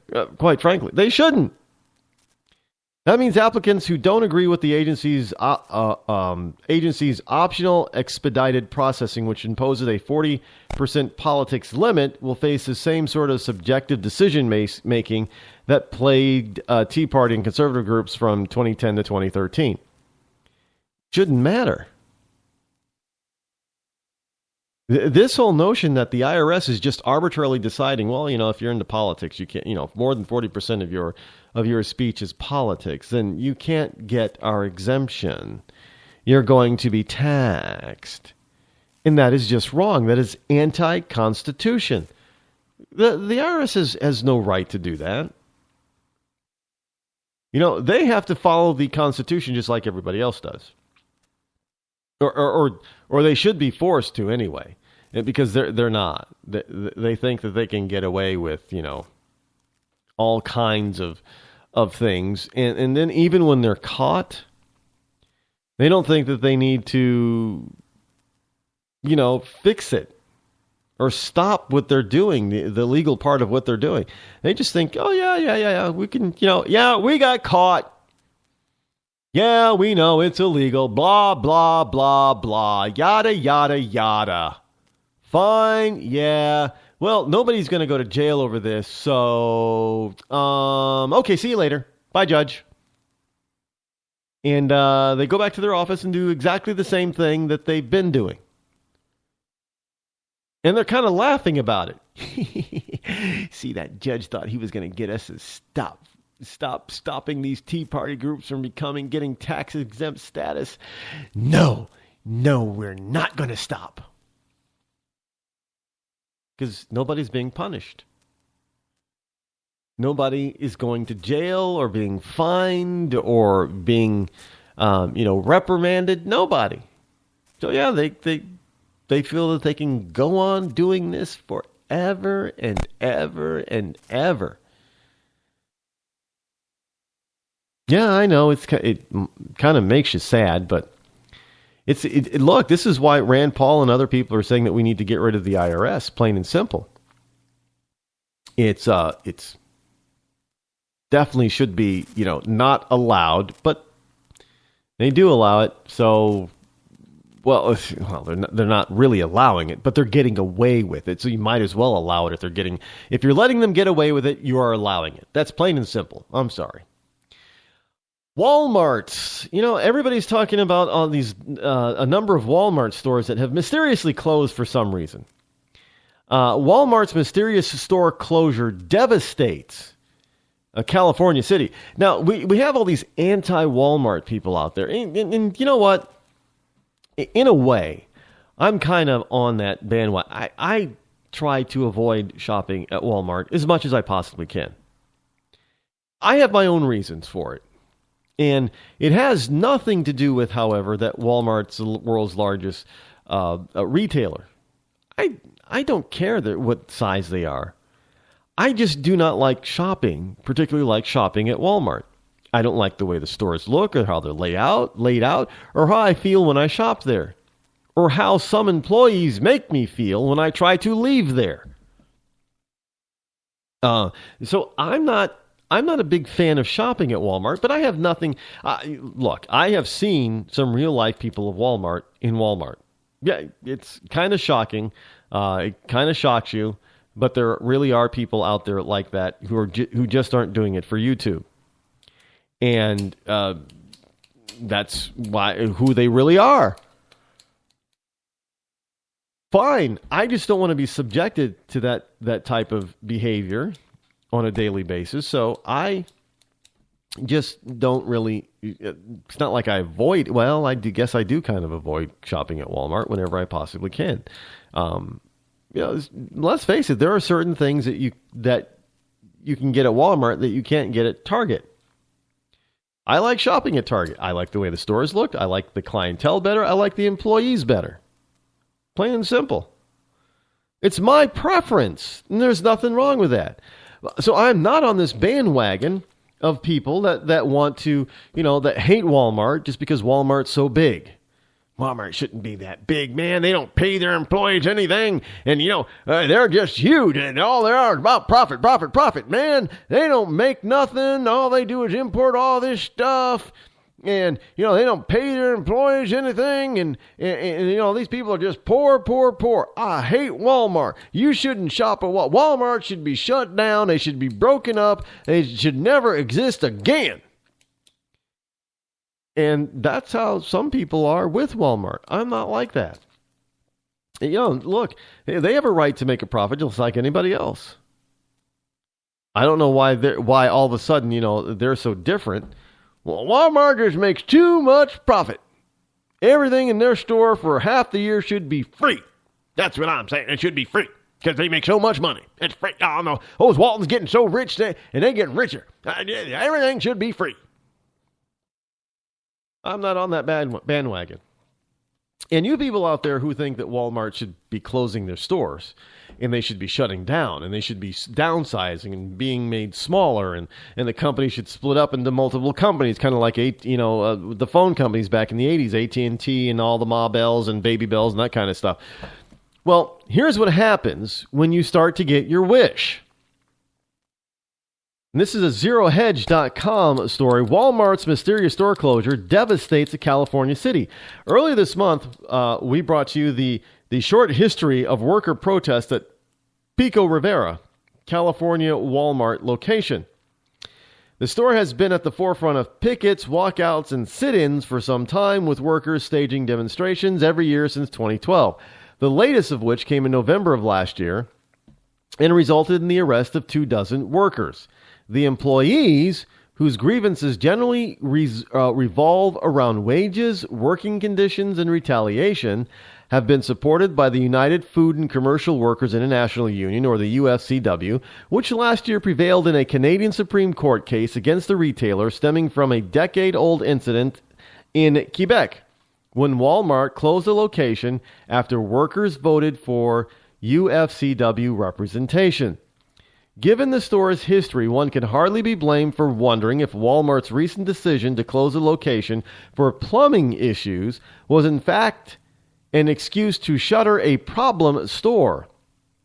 Now, the plight of the Pico Rivera location is of course part of a larger story wherein Walmart, in what we have suggested is an attempt to cut cost, has closed multiple stores nationwide, laying off some 2,200 employees in the process to fix what the company says are clogs and leaks. Now, the absence of plumbing permits, the company's express desire to rein in costs on the back of an across-the-board wage hike, and the history of the Pico Rivera location led us to suggest that factors unrelated to pipes and drains may be at play. And I've already told you many times about drains. If it's for repairs, you don't necessarily need plumbing permits. If it's for replacement or new, yeah, then you can pull some plumbing permits. But, if you got a leaky pipe, you don't need a permit to fix the leaky pipe. Plain and simple, you don't need a permit for that. This is the problem with these people on the left. This whole notion, it probably stems from, them wanting to organize under a labor union. Well, that might be. That might be because Walmart doesn't want to have a union infesting their business model. I don't blame them. So if you're going to, look, what is this idea? Well, we can have anything we want. No, that is not the way it works. Walmart has every bit the right to not have a union in their stores as you have a right to organize one. And so therefore, if they shut down a store to keep unions from coming in and unjustly raising wages and thus raising prices and thus causing customers to go someplace else, thus Walmart's losing money, and then of course what happens? Well, Walmart starts losing money and then they start shuttering stores. This is what happens. You close a store, people lose their job, and that's going to hurt the local economy, plain and simple. This is something that Walmart, whether or not the plumbing issue is true or not, is irrelevant.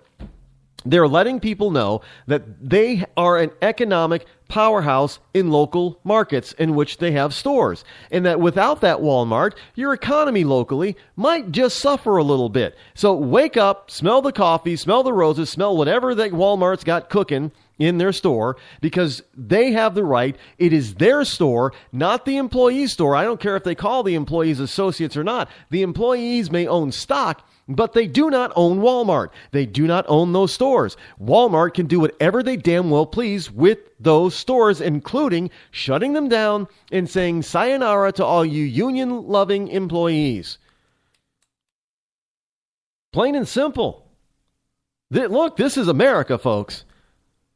And, yes, you have a right to organize and unionize, but at the same time, your company has a right to be anti-union. Now, of course, there are things that the company cannot do to be anti-union, and I fully understand that, and I kind of agree with most of those rules and regulations on that. Fine. But at the same time, that you can't tell them that they can't shut down a store. Well, hell, it's none of your business whether they do or don't. If you're making the company a profit without causing them undue headache and cost, then that's great. But as soon as you become a headache, as soon as you increase the company's costs, as soon as their profit margin on that particular location starts to slide and sink and possibly even go negative, they have every right to change what is going on in that store, including closing it. Plain and simple. Y'all, you don't own the store, so you better just get used to it. If you want to be able to dictate certain things like that, then get your own retail store. Open your own version of Walmart. Look, Walmart started with one store. You can start with one store. It doesn't take much.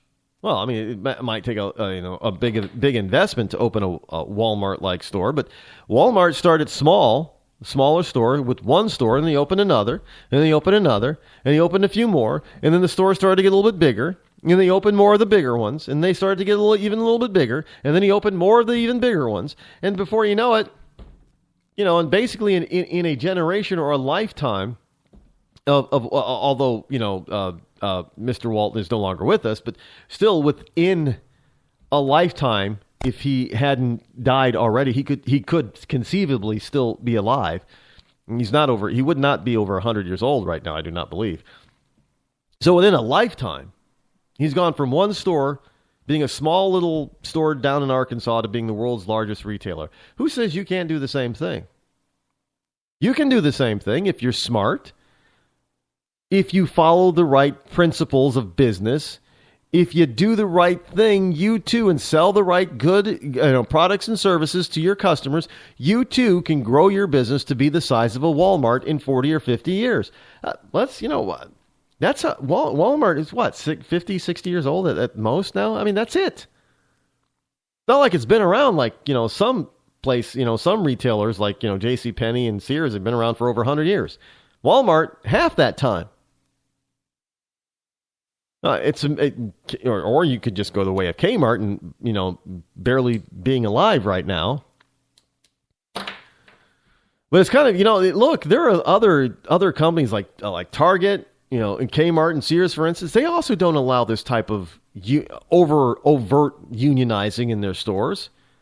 They can't afford that either. Retail is a very competitive business. And if you want to disrupt that model, then they have every right to just go ahead and shut them down. Now, of course, there are people out there who are talking about the shuttered Walmart stores having, and it's kind of interesting that this organization over at zerohedge.com would talk about Walmart trying to break the backs of a potential union, when you have other people out there who are saying, well, no, it has nothing to do with unions now. This Walmart thing is all about this Jade Helm coming up, and it is become, look, it's and here's a Newsmax story about it. It's become a national issue by people who aren't conspiracy theory quacks. And here's this Newsmax story that says White House tries to quell fears of government takeover in military exercise. Now, the White House is trying to reassure the public and the governor of Texas that a special U.S. military training operation in the Southwest would not pose a threat to residents amid speculations that it would amount to a federal takeover.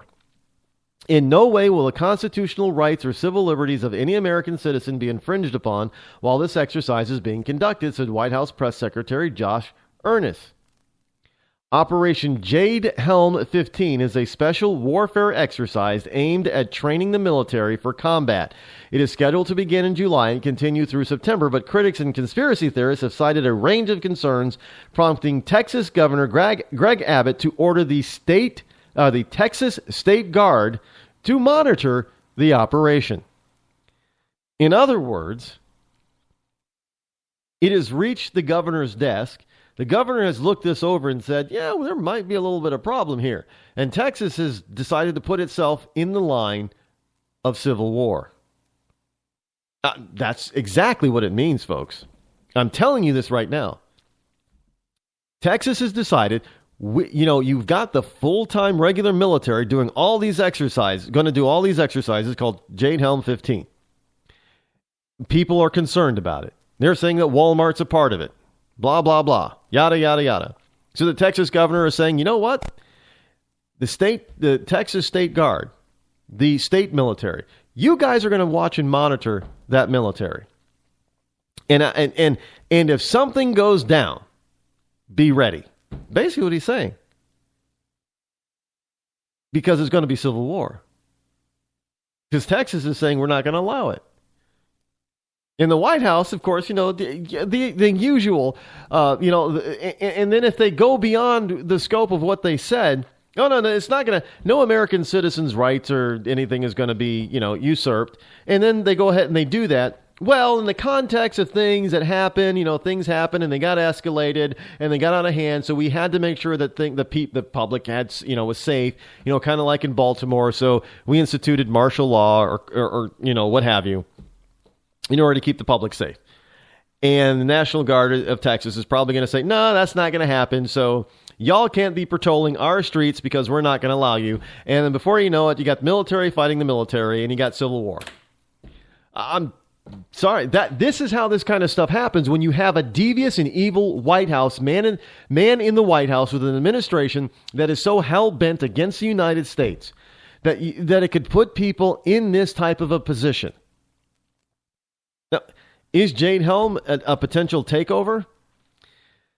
Look, at this particular juncture, I would not put it beneath Barack Obama and this administration one bit. Do I firmly believe, as some conspiracy theorists do, with the connection with Walmart and all that kind of stuff? No, I don't. I like to think that I'm a little bit more logical than that. However, because I am logical, and because I do know how this administration has acted in the past and what they have done in the past, and in knowing that they do not particularly act like they like the Constitution, it's not something that I could totally and completely dismiss. And I know some people are saying, what? Look, I'm telling you. When you look at the history of this man in the White House and his administration over the 6+ years that it has been in office, in power, you cannot dismiss the fact that he might try to pull something like this. Plain and simple. You cannot fully dismiss it. There is no logical way that you can do that. No truth. If you're going to be truthful with yourself, there is no truthful way that you can fully dismiss the ability of this man. This man who's done so many things or tried to do so many things with executive orders and executive action to change our Constitution and change our laws via executive action. You cannot tell me that it would be behind the purview of believing that this man was capable of doing such a thing, such as Jade Helm 15, and fulfilling the scareness. The conspiracy theorists of those conspiracies of the conspiracy theorists, wackos. Can't put it behind them, folks. You can't say that it's not possible. It's not out of it's within the realm of possibility. Unfortunately, when we're talking about Barack Hussein Obama, just about anything that is going to attack freedom-loving Americans in this country is plausible and possible. I don't like to admit it, but it is. Well, I'm Rod Eccles. I'm out of time for tonight. We'll be back tomorrow with Free for All Friday. So be here. Have a great night. I'm Rod Eccles. I'm out.